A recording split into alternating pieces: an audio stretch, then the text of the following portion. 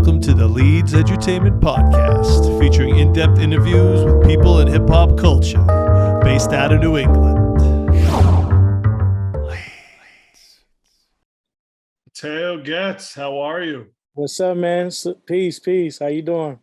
Good. You came in with multiple personalities today. You had 2 Zoom accounts going at once. I've never seen that done. That's a first. I would expect nothing less from Mr. Matteo Getz. For real.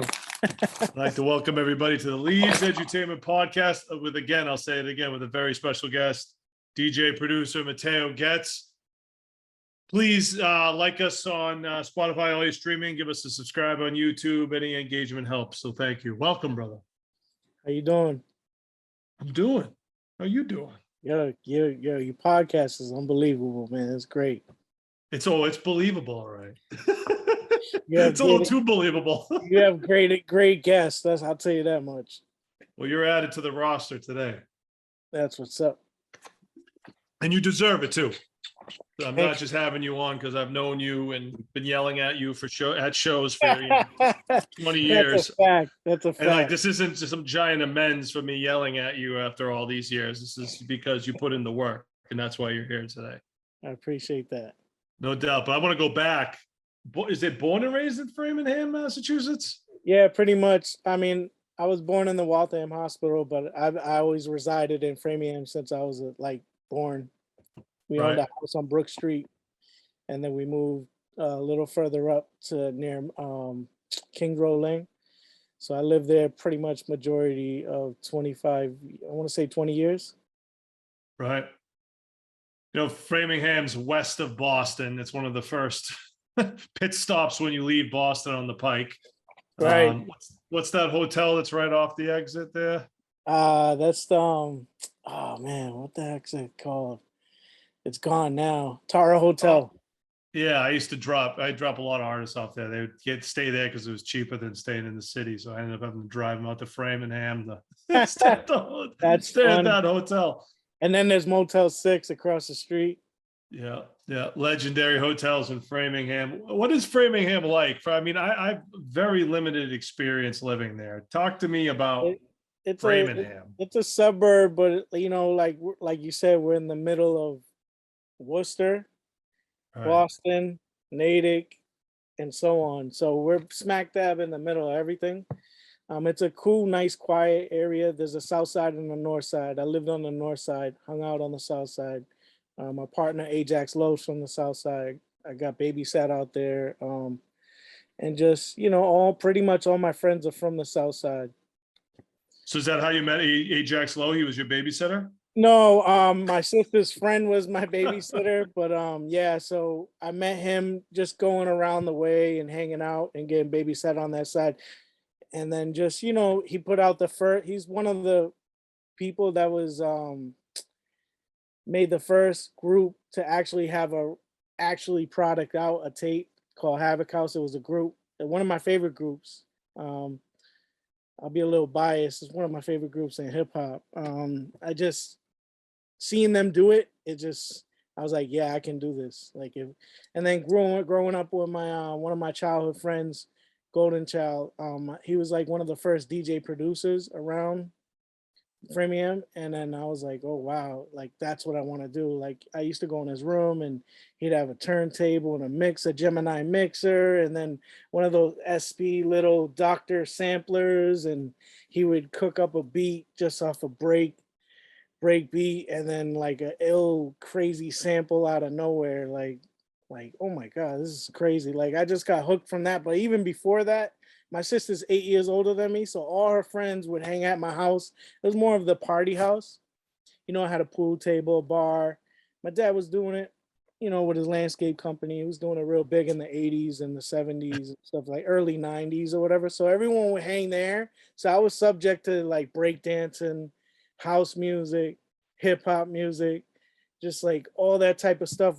Those guys would come to my house from my sister's friends from high school and stuff like that. So I would see that, and I got hooked. Beach Street, breaking, wild style, all that type of stuff. So I got really intrigued and just like, just started messing around with one of those, those Wi-Fi's with the turntable with the rubber band on it. I would try to scratch. I would have Salt and Pepper records. My sister was into Prince. So I would have all these records, and then I was just, into 90s hip hop at the time, and just like Boot Camp Click and Pac and D Nice. That was like one of the first records my sister gave me on tape. Back in the day, everything was tape and record or whatever, vinyl. But yeah, basically that's how I got hooked. And then, linked up with Ajax Low, which is my partner and Gets Productions. And then just started doing stuff with the whole group of Havoc House and actually learning. He put me on basically how to promote, how to do it in the studio. Cause I was a big studio head. Like I love the studio. I just wanted my own studio and just being in the studio. That's all I wanted to do. I didn't care about nothing else. I was into just everything about the studio and hip hop. Like I was fascinated. Like this is what I want to do for my life. Right. I want to stop you real quick because at one point I want to bring up Framingham. Have you seen the movie Patriots Day with Mark Yeah, Wahlberg? yeah.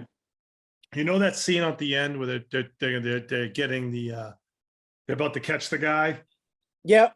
And there's the woman on the sea on the roof. She's like, "My name's Martha from Framingham. I'm not going anywhere." She's a sniper. Is that an actual accurate portrayal of people from Framingham? I don't know. It depends. I guess how you look at it. I guess There's no Marthas from Framingham out there? I don't know any Marthas. Martha? There's no Martha from Framingham? It's I'm more not going kind of like more anywhere. Boston, but if anything, but I just thought that scene was so funny. That's the only time I've ever seen Framingham mentioned in a movie. oh no, So I just had to. if you ever seen that Oh, movie with Summer's Catch, they talk about Framingham too. Summer's Catch? What is that? With Freddie Prinze Jr. and Jessica Biel when Oh, Jessica Biel first came out. come on. They talk about I Framingham mean, I too. get why you've seen it because it mentions Framingham. I'm not watching Summer's Catch. We'll strike this from the record. Strike Summer's Catch from the record. No, shout out to Framingham being mentioned in there. But so you were at early age, it's funny you talk about the sibling education of hip hop because that's very big. Growing up, we had friends that had older brothers that put them all onto hip hop and it all got passed down to us. It's a very important part of the process, because you can get exposed to so much stuff that you do, you might not have on your own. So shout out your Right. sister. Yeah. She was never into hip hop. That's why she would give it to me. Just give it to you. Yeah, she would give me the tapes and whatever. They would give it to her, and she know I was into it, so she would give it to me. And then just from there, I was just. How old were you when this was all happening? I was probably like 8 years old, talking like 88. Wow. 8 years old being put on to hip hop. Yeah. And how old were you when you were experiencing your first studio stuff with Havok House and all that? That was probably 10 years later, like 90, 97. I'll say 97, like maybe 7 years later, then 97, 98. I put on my first mixtape in 99. So the DJing came first, right? I'm guessing. Yeah, I was hooked as a DJ. I always wanted to be a DJ. I was like really into the like the DMC things. So I would go to Biscuit Head Records, cop those VHSs with like Cash Money on it, and all the 8-track and all these like famous DMC battle DJs. And I would be into that for a long time, just like learning and just like, wow, this is incredible. So you like the turntable, you like the turntable aspect of it, the scratching. Yeah, I was never that kind of DJ, but I love what they were doing, and it was fascinating in a sense. Why was it fascinating to you? Just like how they would do the scratches in their sets, like it was just incredible. Like me, I was amazed because I wasn't that great in the beginning. So I was, yeah. So I wasn't. No, you weren't friggin' Kid Capri after Rip, dude. Sorry to hear that, dude. But my man Golden Child was good right away. My man Golden Child was good right away. It's because he's the golden child. Yeah, he was nasty. Still is. His son's incredible. He's the golden grandchild.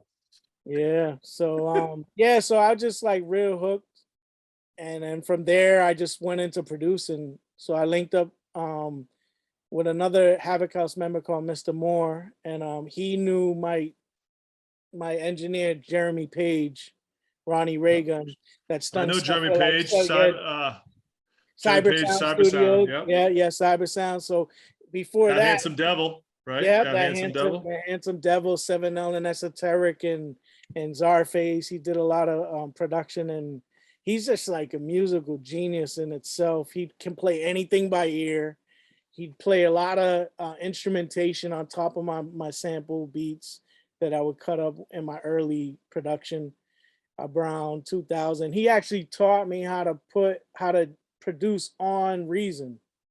When Reason first came out, you're talking 99, 2000, around 2000, especially when Pro Tools started coming out. Pro Tools was like around 2000 or whatever.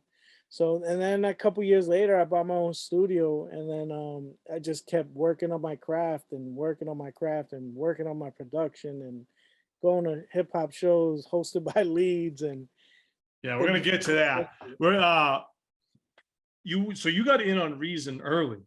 yeah, I think it was 1.0. Yeah, the Talk to me first about the actual benefit. You know, I come across, I talked to a couple of different producers, and Reason seems to be, I got people that use the Logic, and people with Reason. What is the benefits of Reason for you in your experience with it? For me, I don't need the fancy Reason they got now. I just need something simple to get like an actual skeleton of what I need to do, because I do everything before, and then I do really all of it in the studio when I mix and master it. So it's like I just need something to get a skeleton down, or something for the MC to rap to and get their rhymes ready and the song actually pretty much close. And then from there we go to the studio and we handle everything.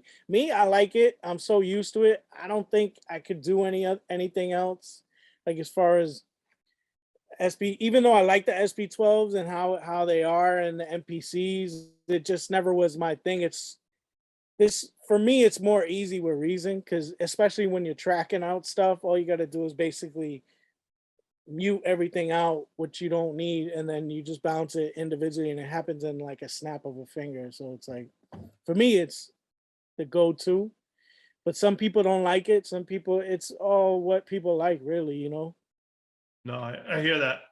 What for people that don't know your beats, what do they sound like?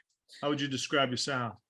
Real hard hitting drums with like melodic sounds. Cause me, I like all types of sounds. I like to manipulate them. I like to cut up samples. I like to flip them around. And then also, I just like more of an eclectic, like more of an all around type of style. Like I like everything pretty much. I like all music. I like all different things and sounds and that nature. So I'll try to get them all together and just make something work. But I really like the hard hitting underground boom bap type, 90s flavor type of music. That's what I Yeah. grew up on. The new stuff is not kind of me, and I never really was a trendsetter. I just follow what I'm doing and keep it going that way, just separate myself from everyone else. Right.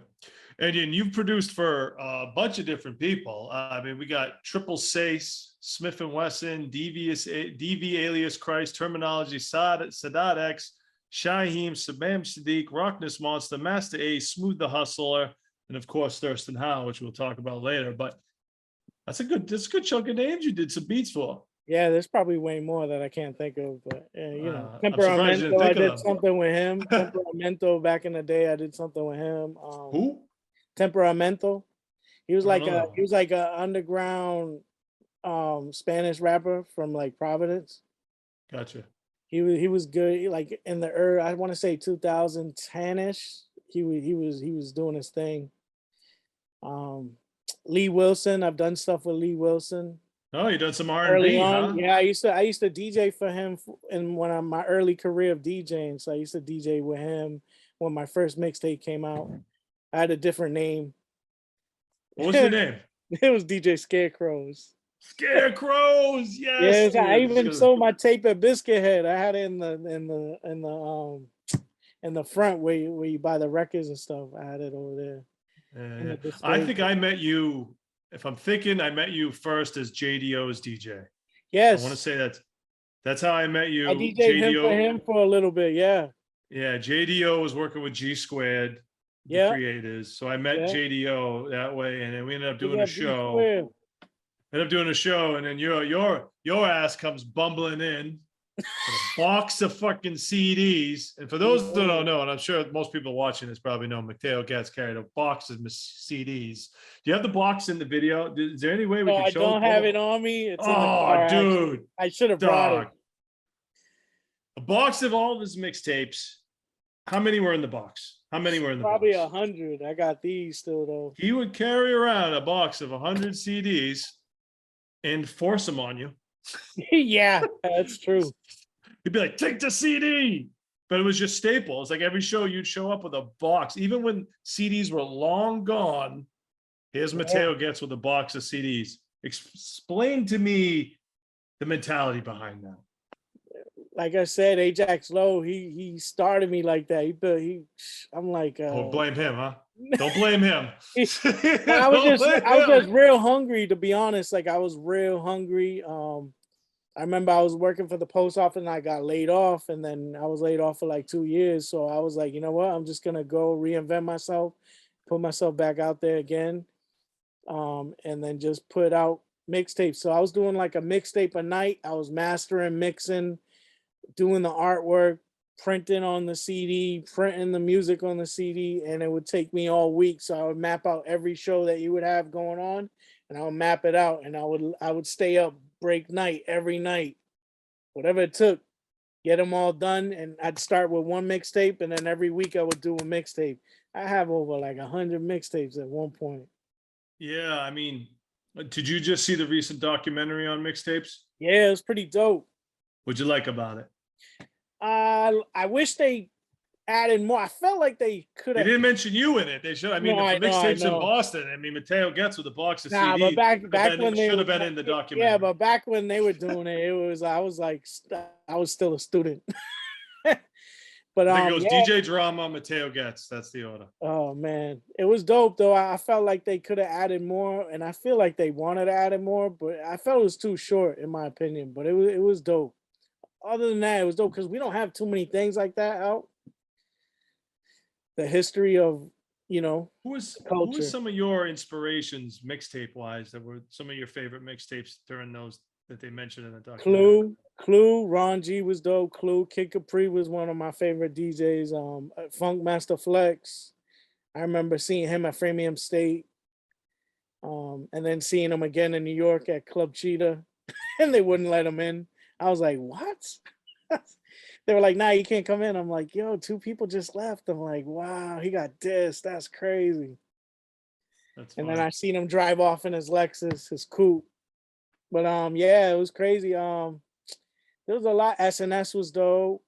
Even Absolute, they didn't even talk about Absolute. Camilo. I mean, I remember them. Absolute. I remember Absolute. Who else? Clue. I was a big Clue head, and we would always play him at parties or whatever. And I was a big fan of Cormega because of the mixtape, because he would put him on crazy, and I was so excited for his album, The Realness, to come out, and it was like the same rhymes as the mixtape. I'm like, damn man, I wish he did more different rhymes and stuff. But other than that that, happened that a was lot a back real then. staple. Clue was a real staple. Word. And Doo-Wop and Tony Touch, his classic, man. You can't even go wrong. 50 MCs, you can't even go wrong. Yeah. Tony Touch MC mixtapes I got into like late 90s because one of my roommates was a DJ, and before I became a DJ, and Wow. he'd give me all the Tony Touch tapes and the Diaz brothers. Yeah. I was like, oh man, I had never heard, I didn't have access to that stuff. So I was like, when I heard that, I was like, holy, what is this? It's a whole nother thing. You know what I mean? Like, you can't get this in stores. You can't get this in Strawberries. You know what I mean? Like, it was just like, wow. And Touch was so dope on the turntables back then. So ill. Like, yo, he was so nasty. Yeah, he was nasty. Yeah, I gotta say Tony Touch, obviously Premier. His Crooklyn Cuts tapes, but Premier, I was more was more known as producer and Gangstar, but obviously had his mixtape skills. But Tony Touch is the mixtape DJ. I gotta say for me is probably my top. Oh yeah, he for sure. He was incredible. So yeah, so you make all these beats. You've worked with a bunch of people, right? And let me ask you, what else do you do for work? So the postal thing. Did you become a barber? Is that what you did? Yes, I'm a barber, but like I go house to house, so I do it part-time. I've been doing it part-time And you since go oh show to 07. show because a couple of shows I walked in the back of the green room and there's Matteo Getz doing a haircut Yeah, with the yeah, box of yeah. CDs. Yeah. Yeah. So There's some CDs here and then hair trimmers here, and I'm like, geez, this guy is just everywhere. yeah, so I would be a mobile barber because in that time of my life, we came into some trouble, my family. So, I had to do something.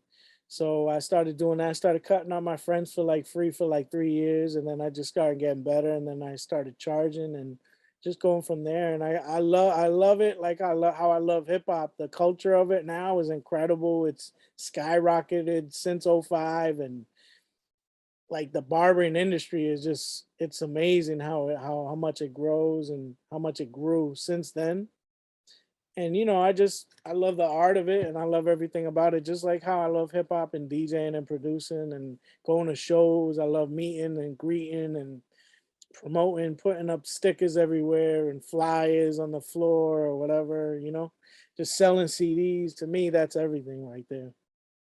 So you only do it mobile. You don't work out of a shop at all. No, I try to shop a couple times, but it wasn't the shops around where I'm at. It wasn't my flavor, so I just started. You know what? I'm just gonna do door to door service. I'm gonna provide that kind of experience, and then I have to pay for like a chair or rent or anything like that, and I just go off of that. It's just more easier, and it's better for the client too because they don't have to wait for like 2 hours to get a haircut. I could come at your leisure whenever you're ready, and you don't no line, no wait. Isn't it challenging not having a barber chair to cut hair in?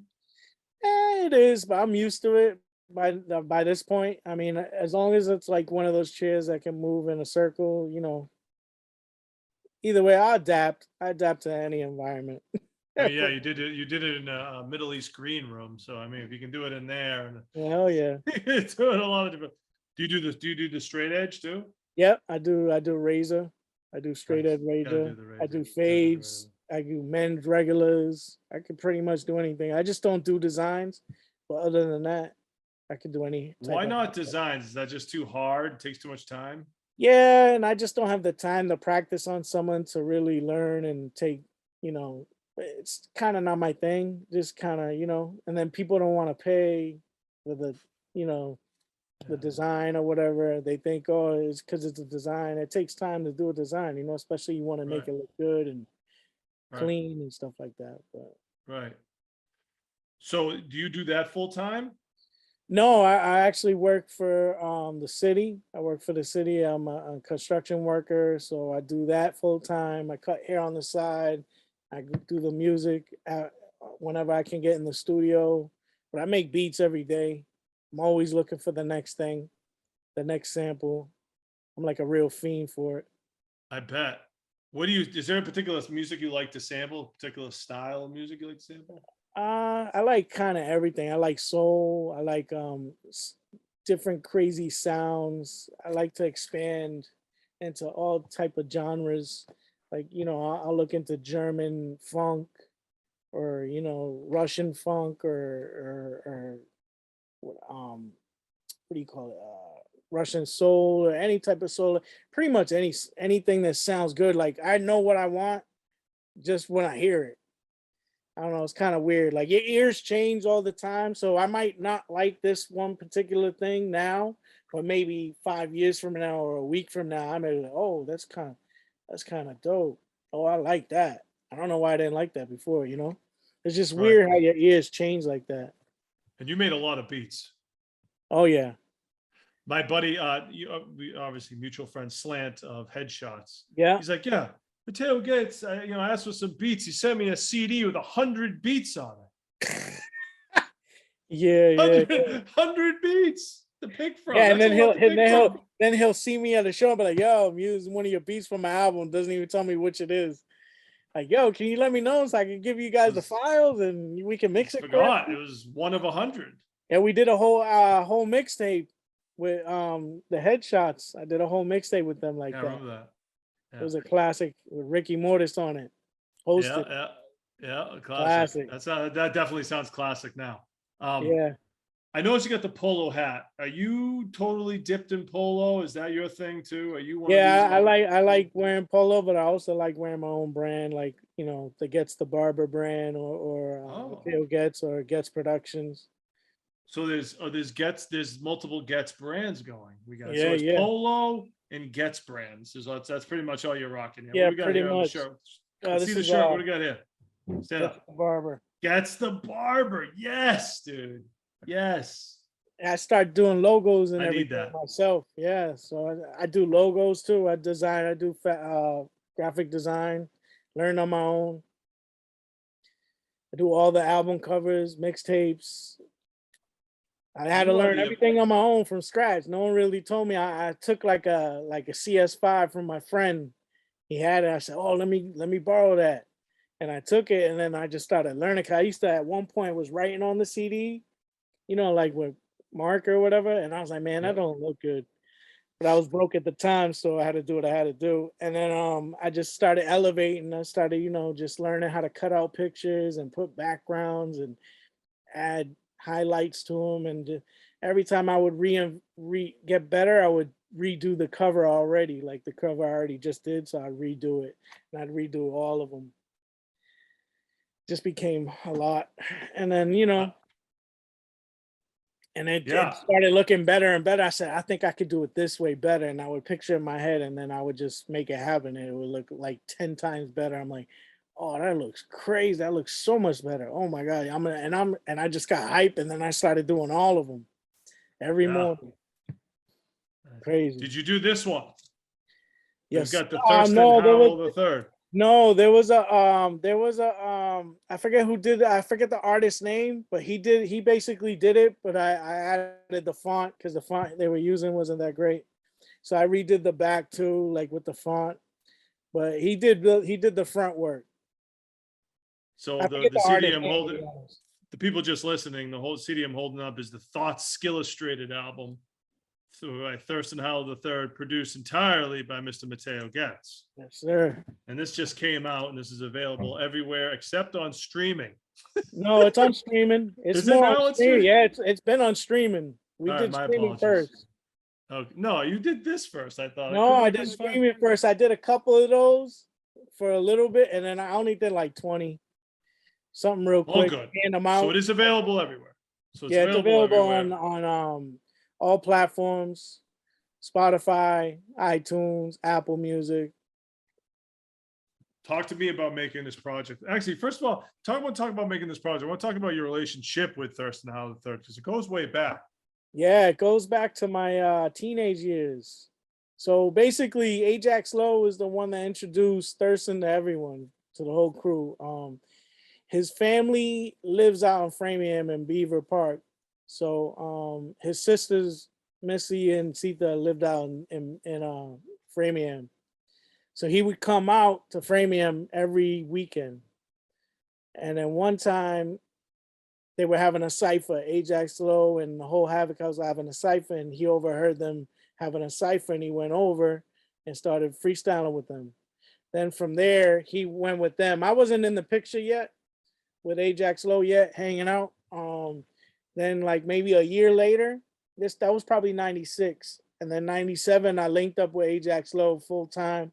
And then that's when I met him. So he would come initially when he would come out, I was like, yo, Ajax, let me know when he's out here and I'll take care of him, whatever he needs.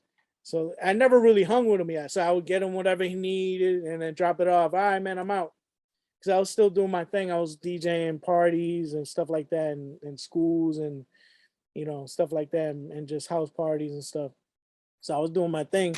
So then maybe a year or two later, he would come and then he would actually just come to the house and just hang out. My dad had it like that back then. Like I said, he had a pool table, bar, full bar. We could do whatever we want. My mom rather us be in the house than out on the street getting in trouble. So at least she knows we're all in one house and we're safe. You know what I mean? Not driving. Yeah, not driving, getting Not getting driving. getting arrested by cops and stuff like that. So she'd rather us in one roof, know everyone's good. She'd feed everyone. Like my house was 24/7. Like it was a party all the time. Like nobody slept. You could come at any hour. Even when I had the studio, you call me up, I'm still up at like 3, 4 in the morning doing a 3-day binge, just up, drinking, whatever, hanging out. Sounds like more than whatever. Yeah, so I would be up. I would be up mixing or learning how to mix by myself, producing a record. Talk to me about like this drive that you have, right? Like this drive of like, where did this come from? Because you just seem so dedicated to it. Let's just say this real quick. Thirstin Howl says that, hip hop, that Matteo Getz lives his life according to hip hop and then nothing else matters. Pretty much. Is that true? Yes, 100% true. Explain that mentality to me. Like I said, I'm like addicted. So I have an addictive personality. So once I'm addicted to something, it's just like with shopping, with anything else, producing music, getting the next record. I just got hooked on making CDs. To me, CDs or any merchandise is like gold to me. Like whether I make money, I never did this for the money. I always did it for the love of it and the love of the culture. So to me, that's like being famous in itself. Like just having a record and giving it to someone in their hands, whether I'm giving it to them, selling it to them, or handing out, whatever I got to do, as long as they see it around and I'm moving units or moving shirts, whatever it is, me, that's my happy place. Like I just love the essence of that. I don't know. And I get the drive from my father. My father is a hustler. Like I pretty much get it from him and then Ajax Lo pushing me from day one. And just seeing how he did it, seeing the blueprint of how they did it. The first group to actually put out an actual product, a tape, was like, and to me, mind blowing. I'm like 15 years old. Excuse Oh, me, pardon. look at Teo Getz didn't put his phone on silence to everybody. I That's did. what his I ringtone. don't know because it's connected. It's weird. So So yeah.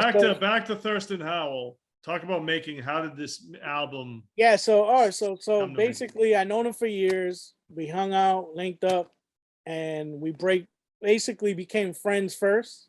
And then we started doing records here and there. Like I would, hey, can you get on this record with Rob Scalas, one of my artists at the time? Can you get on this record with Ajax Lo? Like, and he would do it here and there. And then one day I was just like, you know what? Because at this point, it was after my first producer record, The Guest Collection. I said, yo, I'm producing everything now. Now I want to do everything, all production by me, whoever it is, whether it's Ajax Lo, Kamal Wali, Havok House, whoever it is, E-Tel, you know what I mean? Like whoever it is, I want it all my production. Because I kind of was on the back burner for a little bit, just I do sprinkle stuff here and there, but I wanted to kind of like brand myself. So I said, yo, I Right. think it'd be a good look to do an album with me over my beats. You know what I mean? I think it would be a good look for both. We both have two different audiences, and like to show that we're friends, but also that we've done stuff together. And I think it'd be a good look for both of us. And he agreed. And he had a couple people in mind he wanted on it. I had a couple people, Rock and a couple other heads that I wanted on it. And then it was like a 5-year process, to be honest. 4-year, Wow, 5-year that's a long time. process. Yeah, so I would shoot him out the beats. He would pick them, and then he would, I want to send me more, send me more, send me more, and then he picked the 12 or 10 that he wanted, and then we just went off of that. And then we mixed it with Jeremy Page in Brooklyn. We mixed it with him, mastered it with him, and basically and then we pressed it up finally, in Right. May. And there you go. Thoughts Illustrated out right now. Yeah, and then we got the videos out on Thirstin Howl the Third's page YouTube.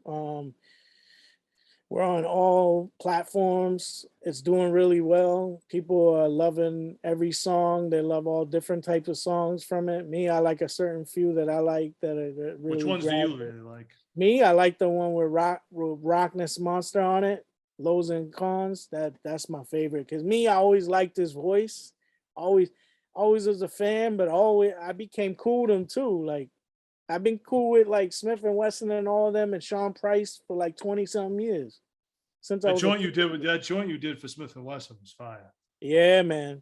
That's a real You banger. know what's funny is I made that beat years ago with them in mind. So I kind of gave them two beats and to push them towards that beat because one beat was a beat they kind of sounded like something they did. And I was like, yo, Steel, which one y'all pick? And he was like, I picked the second one. I said, oh, word, that I've been wanting you to get on that for years. What's the name of that song again? It's called You Ain't Killing Nothing. That's a banger. Go check that out if you're listening. Yeah, It's it's worth all your original time. too. No sample. Do you make beats with no samples? Yeah, I've made beats with no samples, but What me, are you playing at that point? What are you just keys? yeah, key. I have like a little MIDI controller keyboard, and then Reason has like pianos and all different sounds, and then I just play it on the keys. I'm not that great. I got to play key by key. But I'm not like one of those. So You know, fucking, I can't tell. Is that Mozart over yeah, like yeah, there? I'm not good like that, but like I'm more That like Elton John? What I is got to that, play Elton key John by over key. I'm track by track. there? All good, man. Hey, at least you could do it. A lot of producers can't even do that.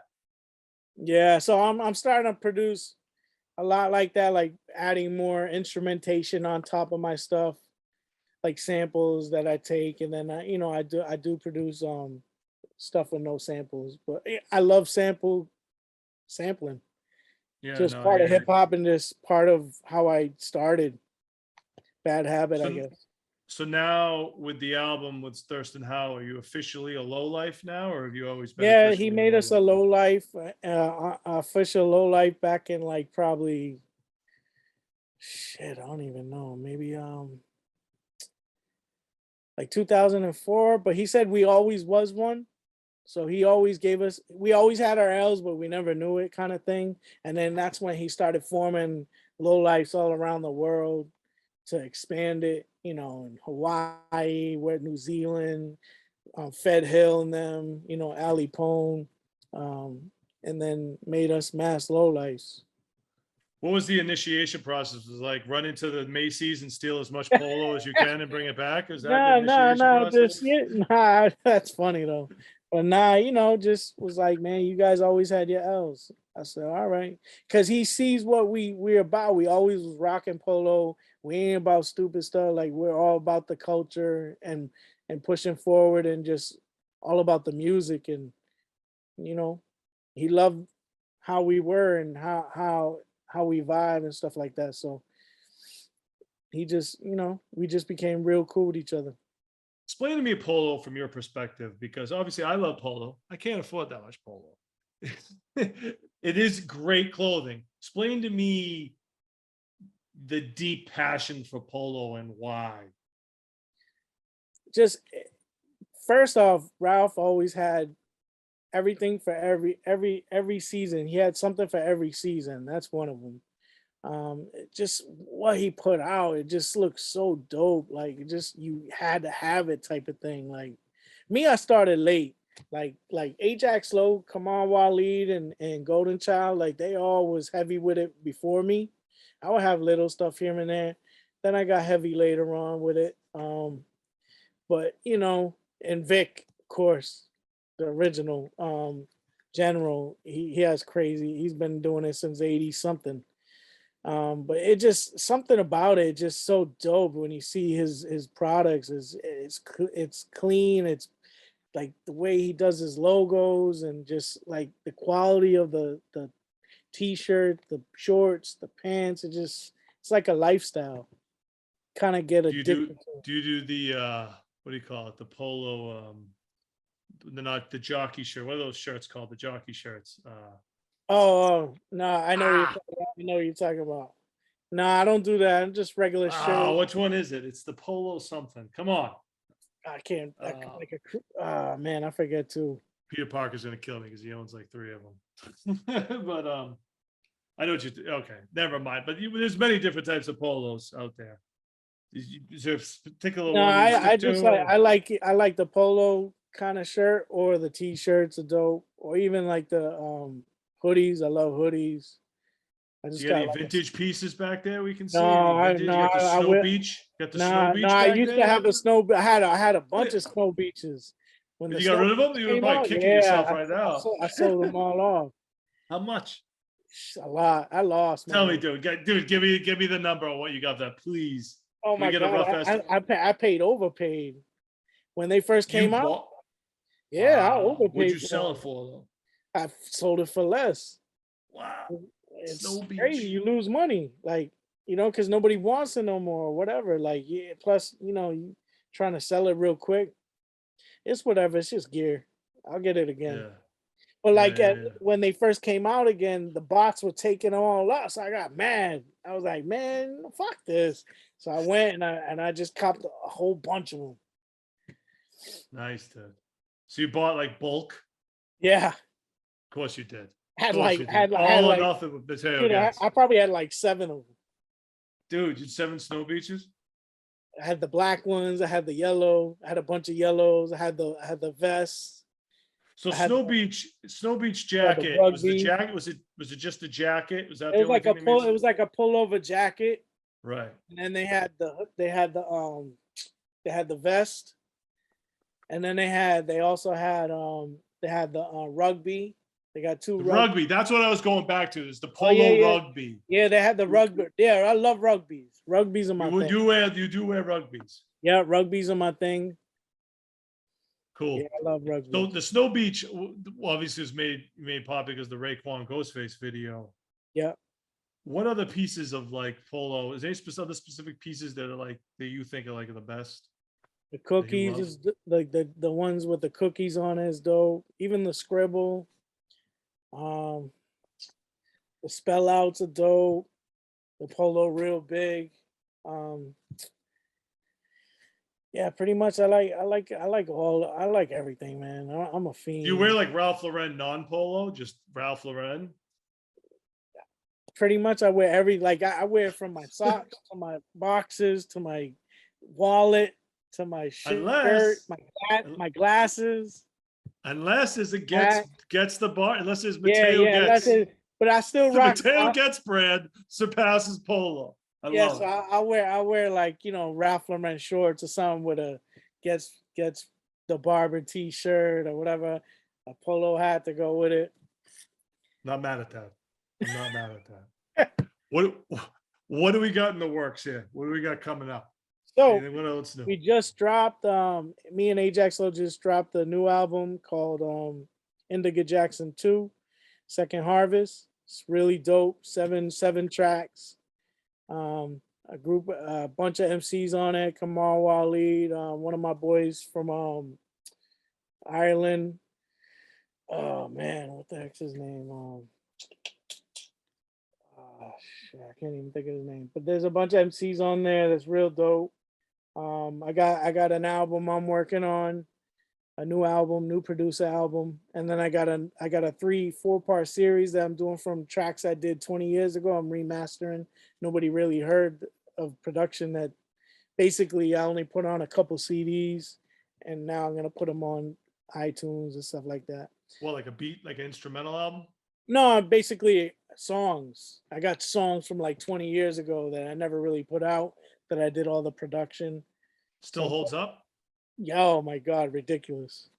Nice. Still holds up. So I got that working on, me and Ajax Lo working on a part 2 to Alive and Well, called Still Alive and Well album. Me and Kamal Leedz doing an album together, EP. Me and my man E-Tel's doing an EP. Me and Comets doing an EP from Screwball. Me and Antonio Saldi, Twice Down, we're doing an album. Really? Yeah, it's gonna be dope. I didn't hear man. that. I gotta hear that one. Yeah, it's gonna be yeah, dope. I gotta hear that. It's gonna be dope. So that's been in the works for a while. I'm just gonna keep on releasing stuff. I got a lot of heat ready, a lot of stuff I'm doing with different artists. Just keep going, keep pushing. So are you sleeping at all at this stage of the game? I get like 4 hours of sleep, man. 4 hours. So we went from 0 to 4. I mean, that's progress. Yeah, it's something. I'm getting old. Older. Anyways, well, thanks, Matteo. I'm glad we may be able to do this and catch up. Definitely, without the shows, I don't see you so much with the box of CDs. So this is Oh, good. don't worry, I'm coming. I'm coming. Oh, I know you are. Stickers everywhere. Get ready. Yeah, stickers, CDs. I'll be like, Mateo, you can't go Flyers. backstage. Can't go Oh, yeah. backstage. 2 seconds later, Mateo's backstage. You're like, get out of here. No, I don't want to go. Yeah, that was a good time. Only you, brother. Only you, brother. Thank you, brother. And I'd like to thank everybody for tuning into the Leedz Edutainment Podcast. Go on YouTube, check out some of our other previous episodes with more to come. And with our very special guest, Matteo Getz. I'll talk to you later, brother. Thank you, brother. Appreciate you. Peace. Peace.